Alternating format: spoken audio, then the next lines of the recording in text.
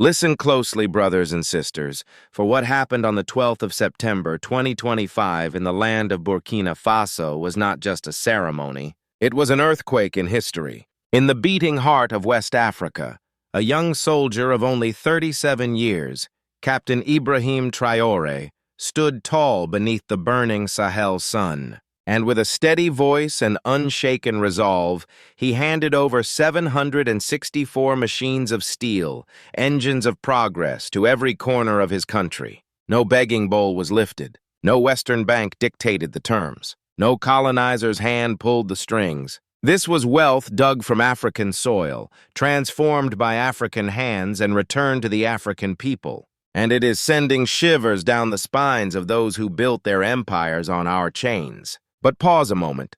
Do not think this is simply about bulldozers or bridges. No, this is about dignity. This is about a continent saying enough is enough. It is about a future that our elders prayed for, the future that is knocking at our door today. Stay with us, because this is more than a headline. It is the dawn of a struggle that could redefine Africa itself. Subscribe and walk with us, for our story is only just beginning. On the 12th of September 2025, the red earth of Burkina Faso shook with a sound that was not of gunfire, nor of marching boots, but of engines roaring to life. Captain Ibrahim Traoré, the 37-year-old revolutionary leader, stood before his people in a ceremony that will be remembered as one of the defining moments of modern Africa. He did not stand with empty promises. He stood with 764 machines, tangible, unyielding, built to transform a nation. The numbers themselves tell the story. 764 heavy-duty construction machines valued in the billions of CFA francs,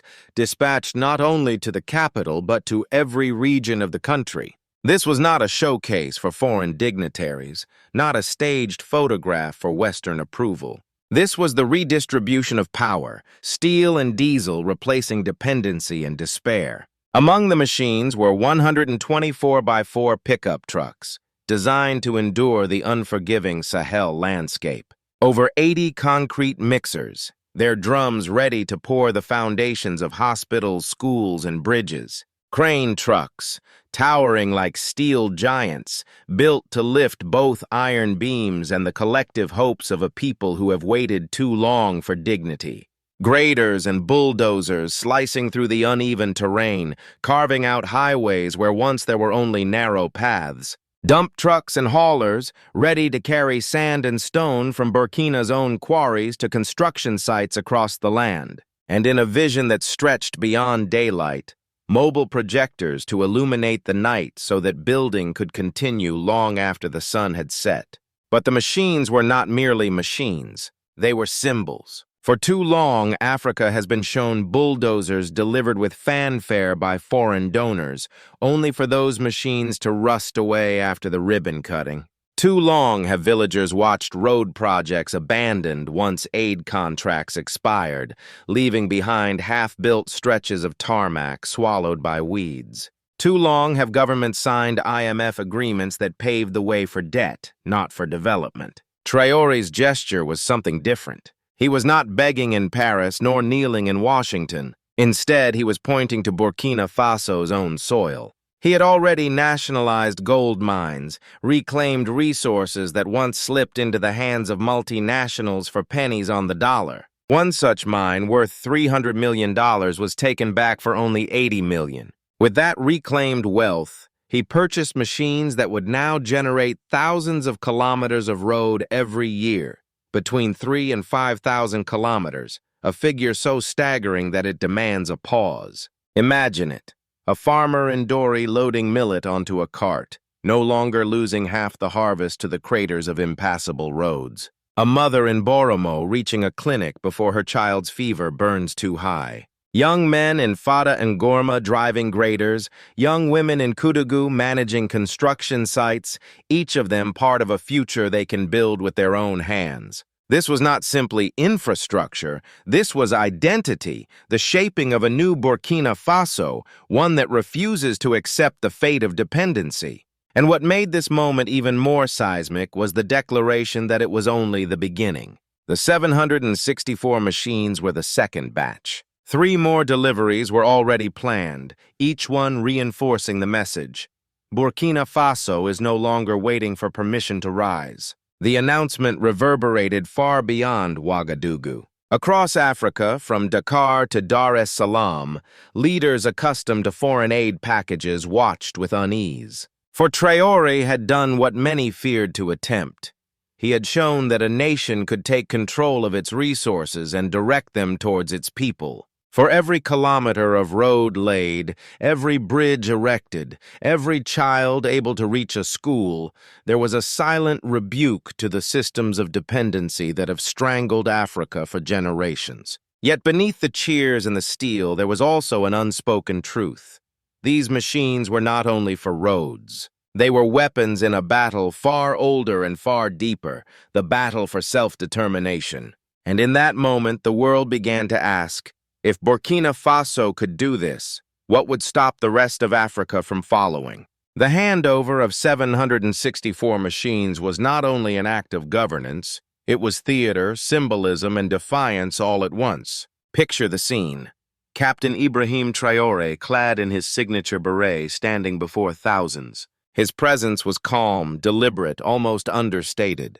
Yet behind that calm stood a defiance that sent tremors through the continent. This was the high point, the crescendo of a movement that had been gathering for decades. Traore was not merely cutting a ribbon. He was declaring war on dependency, on the invisible chains of IMF loans, on the humiliation of aid contracts written in Paris and Washington. And the people felt it. In Ouagadougou, young men beat drums, women ululated, and children danced in dust-choked squares, not for entertainment, but because they sensed that something had shifted in their destiny. But the reaction did not stop within Burkina Faso. Across the digital world, the response was electric. On TikTok, youth posted videos of the machines rolling through villages, calling Traore Africa's Che Guevara. On X, hashtags trended from Lagos to Johannesburg, proclaiming New Africa Rising. In diaspora communities from Atlanta to London, Africans watched clips of the handover with tears in their eyes, whispering, "At last." The emotional weight was magnified by the ghosts of the past. Commentators and elders alike invoked names written into Africa's blood. Patrice Lumumba of Congo, Thomas Sankara of Burkina Faso, Muammar Gaddafi of Libya. Each of these men had dared to dream of independence that was more than political. Independence that meant economic self-reliance and dignity, and each had been cut down. Lumumba was assassinated in 1961, Sankara in 1987, Gaddafi in 2011. To many, Traore now embodied the reincarnation of these fallen giants. He was not just a leader. He was the embodiment of an unbroken idea, an idea that colonizers could not kill no matter how many messengers they silenced. And then there was the drama of survival. Reports circulated that Captain Traore had already faced between 18 and 20 assassination attempts since taking power in 2022. Each failed attempt only deepened his mythos. People whispered that destiny itself was protecting him, that Mother Africa was guarding her son until his mission was fulfilled. This near martyrdom lifted him beyond politics, making him a symbol of endurance, a sign from heaven that the old order was collapsing. Mali and Niger, his allies in the alliance of Sahel states, reacted with thunderous applause. Colonel Assimi Goïta of Mali and General Abdourahmane Chiani of Niger hailed the move as proof that the Sahel was breaking free from centuries of control. These leaders, who had already cut ties with ECOWAS and turned their faces toward Russia, saw Traore's announcement as a validation of their own path. But not everyone celebrated.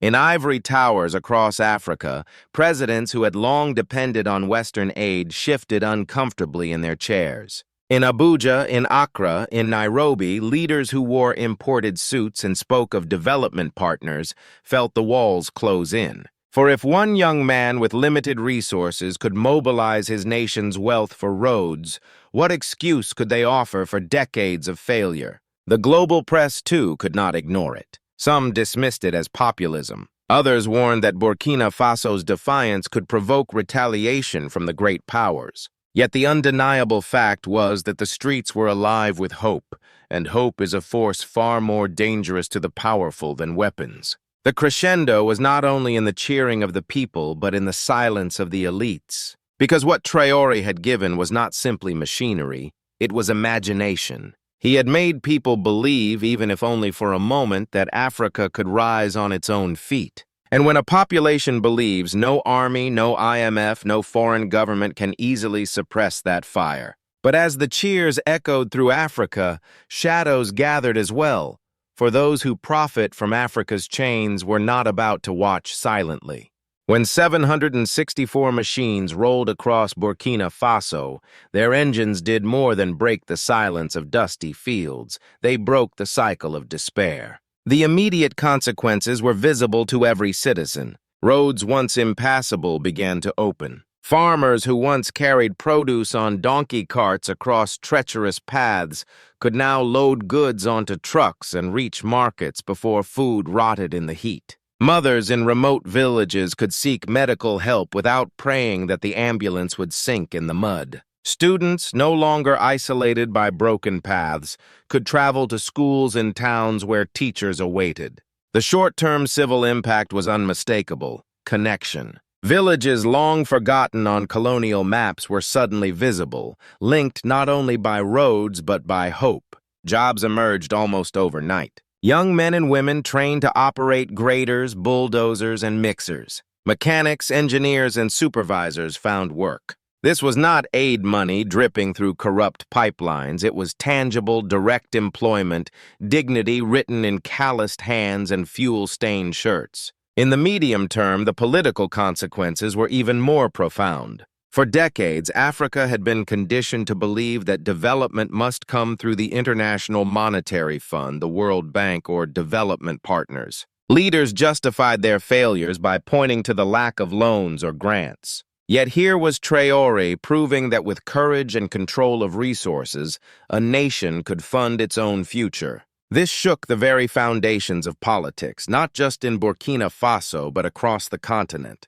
It is no accident that corrupt elites reacted with unease. In their palaces in Cameroon, in their offices in Senegal, in their presidential compounds elsewhere, the gesture of one man became a mirror reflecting decades of betrayal. For how could they explain that Burkina Faso, a landlocked nation battered by insurgency, could build thousands of kilometers of road annually while their own resource-rich states remained paralyzed? The symbolism reached even deeper because it challenged a reality that had endured since the colonial period, the so-called colonial tax. 14 African nations, mostly former French colonies, still deposit up to 85% of their foreign currency reserves in the Bank of France. In 2012 alone, Burkina Faso deposited $930 million in reserves. Niger, Mali, Ivory Coast, Gabon, all bled into French coffers while their own people starved.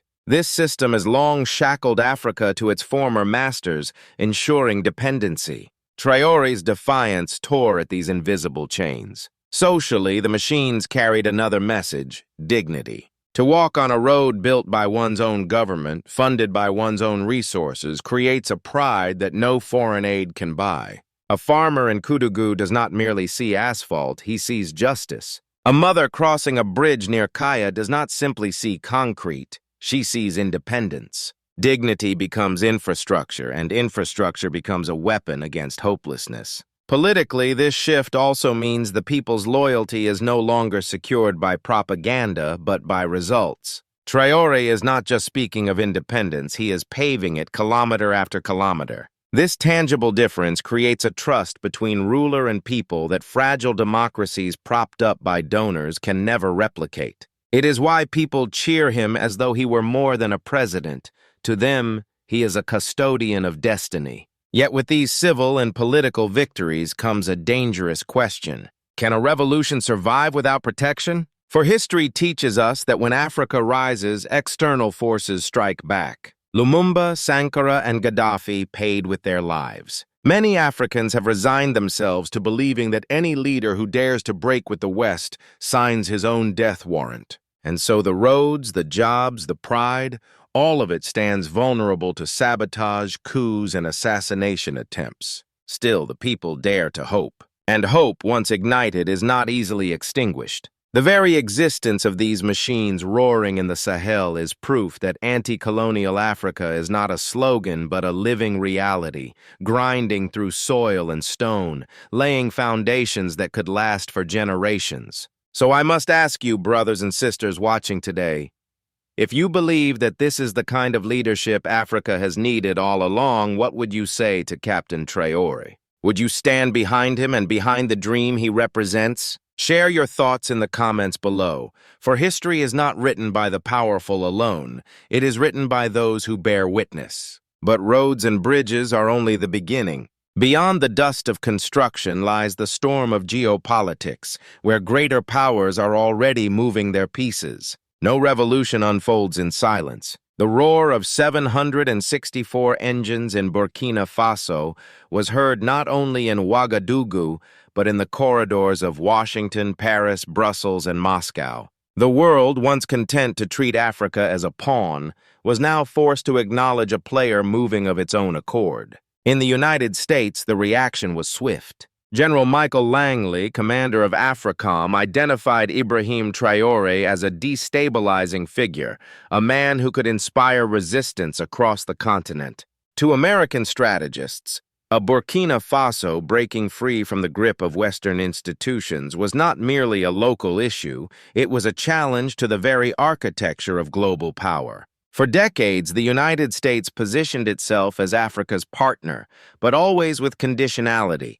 Aid tied to influence, loans bound to political strings. Traoré's defiance threatened that model. France, however, felt the shock most acutely. For generations, Paris had treated its former colonies as economic appendages. Gold from Burkina Faso, uranium from Niger, cocoa from Ivory Coast, all flowed north while French banks fattened on colonial reserves. France boasts the world's fourth largest gold reserves, yet not a single ounce is mined on its own soil. Instead, it is drawn from Africa, leaving the source nations impoverished. To see Burkina Faso redirect its own wealth into machinery for its people was to witness the crumbling of an empire built on invisible tribute. In response, French media outlets attempted to paint Traoré as a reckless populist, a military ruler jeopardizing stability. But Africans knew what stability meant in French vocabulary. A status quo where Paris remained enriched while African nations remained shackled. The European Union watched nervously. Dependent on Niger's uranium, on African oil, on African labor, Brussels feared that the contagion of independence would spread. If Burkina Faso, Mali, and Niger could stand together under the alliance of Sahel states, how long before others followed? How long before the whole edifice of control collapsed? And then there was Russia. To Moscow, Traoré's revolution was an opening. Already, Russian drones were patrolling Burkina Faso's skies, purchased not with loans but through direct exchange and partnership. Russian trainers were on the ground, helping to build a defense force less reliant on foreign bases. In the geopolitical chessboard, Russia presented itself as an ally offering respect rather than subjugation. Whether this would endure is uncertain, but for now, it provides breathing space that Sankara, Lumumba, and Gaddafi never enjoyed. Beyond governments, ordinary people around the world reacted with fascination. In the diaspora, Africans in New York, London, and Paris posted videos calling on their communities to return home, to invest in a land finally reclaiming its dignity. In Latin America, commentators compared Traoré's defiance to their own struggles against imperialism. In Asia, analysts noted that a self-reliant Africa could shift global trade patterns in ways unseen since the colonial era. Yet the excitement comes with peril. The United States will not quietly surrender its influence. France will not willingly release its grip. Sanctions, propaganda, destabilization, these tools remain on the table. And the question becomes, will Africa's awakening withstand the storm? For even as Burkina Faso lays down roads, the greater path remains uncertain.